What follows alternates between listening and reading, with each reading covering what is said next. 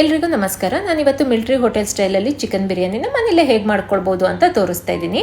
ಮೊದಲಿಗೆ ಒಂದು ಮಿಕ್ಸರ್ ಜಾರಲ್ಲಿ 1 ಮುಷ್ಟಿಯಷ್ಟು ಪುದೀನ ಸೊಪ್ಪು, 1 ಮುಷ್ಟಿಯಷ್ಟು ಕೊತ್ತಂಬರಿ ಸೊಪ್ಪು ಮತ್ತು 1 ಮುಷ್ಟಿಯಷ್ಟು ಕರಿಬೇವಿನ ಎಲೆಗಳನ್ನು ಹಾಕೊಳ್ತಾ ಇದ್ದೀನಿ. ಇದಕ್ಕೆ ಒಂದು 15 ರಿಂದ 20 ಬೆಳ್ಳುಳ್ಳಿ ಎಸಳುಗಳು, 2 ತುಂಡಿನಷ್ಟು ಶುಂಠಿ, 6 ರಿಂದ 7 ಹಸಿಮೆಣಸಿನಕಾಯಿ, ಸ್ವಲ್ಪ ನೀರನ್ನು ಸೇರಿಸ್ಬಿಟ್ಟು ನುಣ್ಣಗೆ ರುಬ್ಕೊಂಡು ಸೈಡಲ್ಲಿ ಇಟ್ಕೊಳ್ತೀನಿ. ಈಗ ಕುಕ್ಕರಿಗೆ 2 ಚಮಚದಷ್ಟು ಎಣ್ಣೆ, 2 ಚಮಚದಷ್ಟು ತುಪ್ಪ ಹಾಕೊಳ್ತಾ ಇದ್ದೀನಿ. ಎಣ್ಣೆ ಬಿಸಿ ಆದ ನಂತರ ಪಲಾವಿನ ಸಾಮಾನು ಮತ್ತು 2 ಕಟ್ ಮಾಡ್ಕೊಂಡಿರೋ ಈರುಳ್ಳಿನ ಹಾಕೊಂಡು ಈರುಳ್ಳಿ ಕಲರ್ ಚೇಂಜ್ ಆಗೋವರೆಗೂ ಫ್ರೈ ಮಾಡ್ಕೊಳ್ತಾ ಇದ್ದೀನಿ.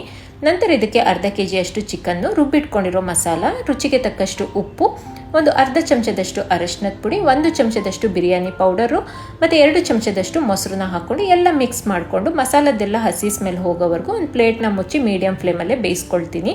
ಸುತ್ತ ಎಣ್ಣೆ ಬಿಡ್ತಾ ಬರುವಾಗ ಅಕ್ಕಿನ ಹಾಕೊಳ್ತಾ ಇದ್ದೀನಿ. 1 ಲೋಟದಷ್ಟು ತೊಳೆದಿರುವಂತಹ ಅಕ್ಕಿನ ಹಾಕೊಳ್ತಾ ಇದ್ದೀನಿ.